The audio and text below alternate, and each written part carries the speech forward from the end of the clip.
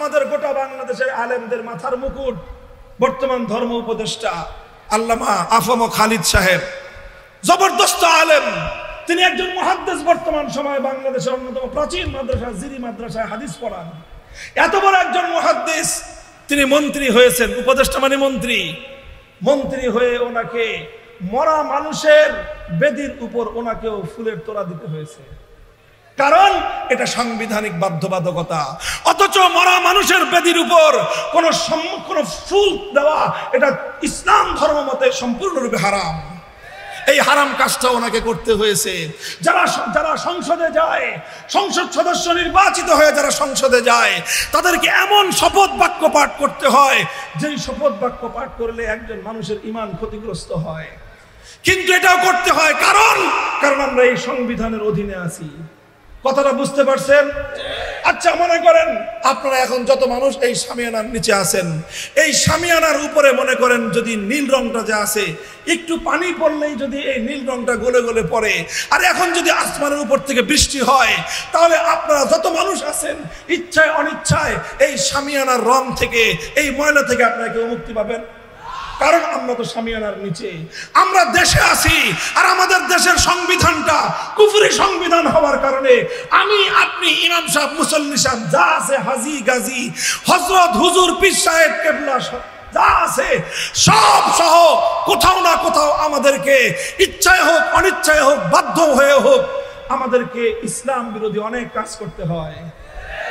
আমি আপনাদের কাছে জিজ্ঞাসা করতে চাই, আমার পূর্বপুরুষরা যেই কোরআনী শাসনের জন্য জীবন দিয়েছিলেন, আমাদের পূর্বপুরুষরা যেই কোরআনী সংবিধানের জন্য রক্ত দিয়ে, শাহাদাত দিয়ে আমাদের জন্য একটা স্বাধীন মাতৃভূমির মানচিত্রকে তারা অর্জন করেছিলেন, সেই মানচিত্র আর কতকাল ব্রিটিশ প্রবর্তিত কুফরি শাসন দ্বারা, ব্রিটিশ প্রবর্তিত মানব রচিত কুফরি আইনের দ্বারা, ধর্মনিরপেক্ষতার মতো কুফরি সংবিধান দ্বারা আর কতদিন চলবে আপনারা চান?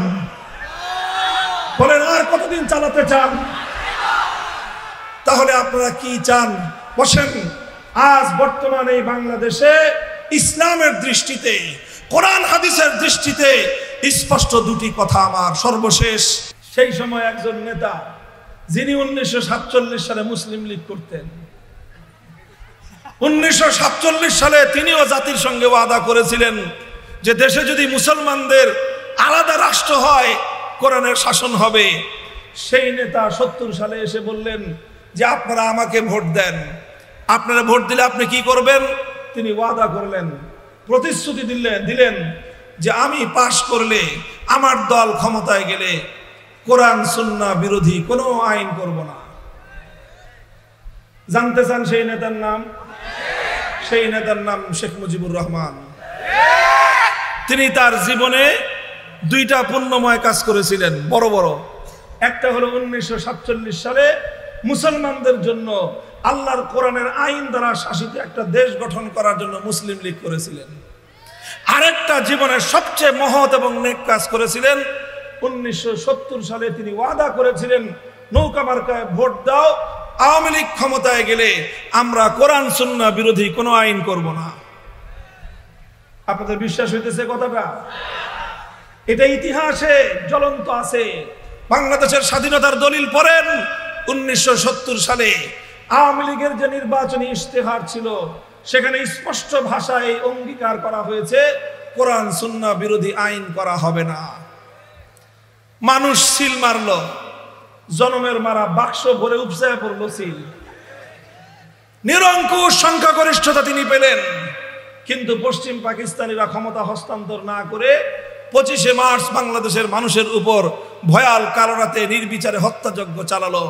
26শে মার্চ কালুরঘাট থেকে স্বাধীনতার ঘোষণা দেওয়া হলো।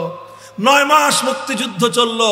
16ই ডিসেম্বর 71 সাল বাংলাদেশ স্বাধীন হলো। আর এই গোটা সময়টা শেখ মুজিবুর রহমান সাহেব পাকিস্তানে বন্দী ছিলেন।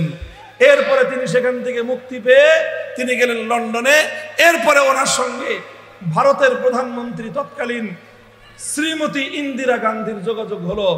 ইন্দিরা গান্ধী শেখ মুজিবুর রহমান সাহেবকে বলে দিলেন বাংলাদেশে যাও, যে সে দেশে কেমনে দেশ চালাইবা জানো? কেমনে? আমি যেমনে বলে দিব। শুধু তাই, এটা ইতিহাসের কথা, আমার মুখের কথা নয়। তিনি একটা চিরকুট একটা কাগজের মধ্যে 4টা মূলনীতি লিখে দিলেন, যেই 4টা মূলনীতি ভারতের সংবিধানের মূলনীতি। বলে দিলেন ভারতে যেভাবে সংবিধান, সেই ভারতের ইন্ডিয়ার মতো সংবিধান তুমি বাংলাদেশে রচনা করবা। তিনি আসলেন 72 সালে সংবিধান তৈরি করলেন, যেই সংবিধানের মধ্যে 70-এর জাতীয় নির্বাচনের আগে তিনি জাতির সঙ্গে যে অঙ্গীকার করেছিলেন, যেই ওয়াদা করেছিলেন, সেই ওয়াদা ভঙ্গ করে সেই ভারতের মতো করে ইসলাম বিরোধী, ঈমান বিরোধী, ধর্মনিরপেক্ষতা, কুফরি মতবাদ সহ ধর্মনিরপেক্ষতাবাদ, জাতীয়তাবাদ, গণতন্ত্র এবং সমাজতন্ত্রের মতো কয়েকটা কুফরি মূলনীতির ভিত্তিতে তিনি বাংলাদেশের সংবিধান তৈরি করলেন। এখানে ক্ষান্ত নয়, তিনি যেখানে কথা ছিল কোরআন সুন্নাহর বিরুদ্ধে কোনো আইন করবেন না, সেখানে তিনি আইন করলেন কি, এদেশে ইসলামী রাজনীতি চলবে না। তিনি আইন করলেন, আইন করে সমস্ত ইসলামী দলগুলোকে, যারা আল্লাহর জমিনে আল্লাহর দ্বীন বাস্তবায়ন করতে চায়, যারা আল্লাহর জমিনে আল্লাহর কোরআনের শাসন বাস্তবায়ন করতে চায়, সে রাজনীতিকে তিনি নিষিদ্ধ করলেন। আর এর মাধ্যমে 70 সালে যে নেক কাজটা করেছিলেন, ভালো কাজটা করেছিলেন, ওয়াদা করেছিলেন, সেই ওয়াদার সঙ্গে স্পষ্ট বিশ্বাসঘাতকতা, গাদ্দারি করলেন।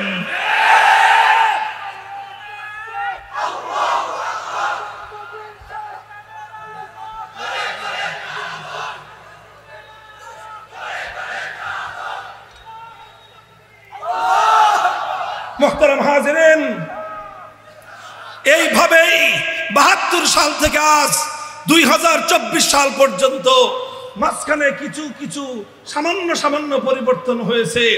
72 সালে ভারতের দালালি এবং গোলামির সংবিধান বাংলাদেশের মানুষের উপর চাপিয়ে দিয়ে 71-এর মুক্তিযুদ্ধের চেতনাকে গলা টিপে হত্যা করা হয়েছে। 71-এর মুক্তিযুদ্ধ ছিল মানুষের অধিকার আদায়ের সংগ্রাম। 71-এর মুক্তিযুদ্ধ ছিল জালিমের বিরুদ্ধে মজলুমের লড়াই। 71-এর মুক্তিযুদ্ধ ছিল খান পাঠানদের বৈষম্যের বিরুদ্ধে লড়াই এবং সংগ্রাম। আর 72-এর যে সংবিধান করা হলো, ধর্মনিরপেক্ষতা, মুক্তিযুদ্ধের 71 সালে কেউ একবার উচ্চারণ করে নাই। ধর্মনিরপেক্ষতার কথা 1971-এর আগে কেউ কোনোদিন কোথাও বলে নাই। হঠাৎ করে স্বাধীনতার পরে 72 সালে ইন্দিরা গান্ধীর প্রেসক্রিপশন দিয়ে ভারতের সংবিধান থেকে পাচার করে বাংলাদেশকে ভারতের পায়ের নিচে বলি দেওয়া হয়েছে।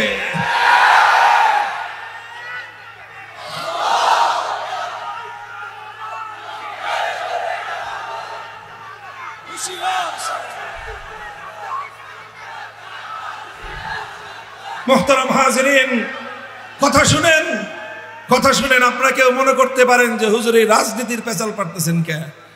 শুনে রাখেন, এটা শুধু রাজনীতি না, এটা এমন এক কথা, এই কথার সঙ্গে এই বাংলাদেশের 18 কোটি ইমানদারের ইমানের সম্পর্ক।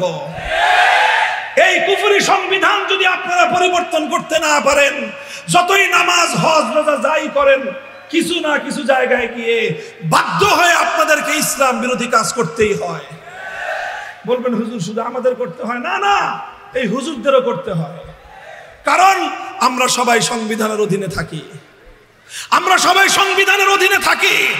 সংবিধানের অধীনে থাকার কারণে আমাদের অধিকার নষ্ট হলে, আমরা কোথাও কোনো অন্যায়ের শিকার হলে আমাদেরকে আদালতে মামলা করতে হয়। অথচ ইসলাম বলেছে, আল কোরআন বলেছে যে আল্লাহর আইন ছাড়া কোন মানুষের বানানো আইনের কাছে বিচার চাইলে সে তাগুত এবং সে কাফেরে পরিণত হয়। অথচ আমাদেরকে প্রতিদিন এই ব্রিটিশের বানানো আইনের দ্বারা পরিচালিত আদালতে যেতে হয়। কথা বলেন, আদালতে আমরা বাধ্য হয়ে যাই, এই জন্য মুশরিক হয়ে যাই নাই। শুনেন, কথাটা বুঝেন, বাধ্য হয়ে আদালতে যান, এই জন্য আপনার ঈমান ঠিক আছে। কিন্তু কেউ বাধ্য না হয়ে, কেউ যদি অযথাই মানব রচিত আইনের কাছে বিচার চায়, স্পষ্ট ফতোয়া, সে বেঈমানে পরিণত হয়েছে, সে মুরতাদ হয়ে গিয়েছে। কারণ সে আল্লাহর আইন বাদ দিয়ে, সে বাধ্য না হয়েও মানব রচিত আইনের কাছে সে বিচার চেয়েছে। এবার বলেন, আমাদের যারা আমরা 5 ওয়াক্ত নামাজ পড়ি, আমরাও কি পরিপূর্ণ ঈমান নিয়ে থাকতে পারতেছি? যদি মন্ত্রী হয় কেউ, আরে ভাই বর্তমানে তো আমাদের বাংলাদেশের একজন নামকরা আলেম, আমাদের গোটা বাংলাদেশের আলেমদের মাথার মুকুট, বর্তমান ধর্ম উপদেষ্টা আল্লামা আফম খালিদ সাহেব, জবরদস্ত আলেম। তিনি একজন মুহাদ্দিস, বর্তমান সময়ে বাংলাদেশের অন্যতম প্রাচীন মাদ্রাসা জিরি মাদ্রাসায় হাদিস পড়ান। এত বড় একজন মুহাদ্দিস, তিনি মন্ত্রী হয়েছেন। উপদেষ্টা মানে মন্ত্রী। মন্ত্রী হয়ে ওনাকে মরা মানুষের বেদির উপর ওনাকেও ফুলের তোড়া দিতে হয়েছে, কারণ এটা সাংবিধানিক বাধ্যবাধকতা। অথচ মরা মানুষের বেদির উপর কোন ফুল দেওয়া এটা ইসলাম ধর্ম মতে সম্পূর্ণরূপে হারাম। এই হারাম কাজটা ওনাকে করতে হয়েছে। যারা সংসদে যায়, সংসদ সদস্য নির্বাচিত হয়ে যারা সংসদে যায়, তাদেরকে এমন শপথ বাক্য পাঠ করতে হয় যেই শপথ বাক্য পাঠ করলে একজন মানুষের ঈমান ক্ষতিগ্রস্ত হয়। কিন্তু এটাও করতে হয় কারণ আমরা এই সংবিধানের অধীনে আছি। কথাটা বুঝতে পারছেন? আচ্ছা, মনে করেন আপনারা এখন যত মানুষ এই শামিয়ানার নিচে আছেন, এই শামিয়ানার উপরে মনে করেন যদি নীল রংটা যা আছে, একটু পানি পড়লেই যদি এই নীল রংটা গলে গলে পড়ে, আর এখন যদি আসমানের উপর থেকে বৃষ্টি হয়, তাহলে আপনারা যত মানুষ আছেন ইচ্ছায় অনিচ্ছায় এই শামিয়ানার রং থেকে, এই ময়লা থেকে আপনারা কেউ মুক্তি পাবেন? কারণ আমরা তো শামিয়ানার নিচে, আমরা দেশে আছি। আর আমাদের দেশের সংবিধানটা কুফরি সংবিধান হওয়ার কারণে আমি, আপনি, ইমাম সাহেব, মুসল্লি সাহেব যা আছে, হাজি গাজী, হযরত, হুজুর, পীর সাহেব, কেবলা যা আছে সব সহ কোথাও না কোথাও আমাদেরকে ইচ্ছায় হোক অনিচ্ছায় হোক, বাধ্য হয়ে হোক, আমাদেরকে ইসলাম বিরোধী অনেক কাজ করতে হয়। আমি আপনাদের কাছে জিজ্ঞাসা করতে চাই, আমার পূর্বপুরুষরা যেই কোরআনী শাসনের জন্য জীবন দিয়েছিলেন, আমাদের পূর্বপুরুষরা যেই কোরআনী সংবিধানের জন্য রক্ত দিয়ে, শাহাদাত দিয়ে আমাদের জন্য একটা স্বাধীন মাতৃভূমির মানচিত্রকে তারা অর্জন করেছিলেন, সেই মানচিত্র আর কতকাল ব্রিটিশ প্রবর্তিত কুফরি শাসন দ্বারা, ব্রিটিশ প্রবর্তিত মানব রচিত কুফরি আইনের দ্বারা, ধর্মনিরপেক্ষতার মতো কুফরি সংবিধান দ্বারা আর কতদিন চলবে আপনারা চান? বলেন, আর কতদিন চালাতে চান? তাহলে আপনারা কি চান? বসেন। আজ বর্তমানে এই বাংলাদেশে ইসলামের দৃষ্টিতে, কোরআন হাদিসের দৃষ্টিতে স্পষ্ট দুটি কথা আমার সর্বশেষ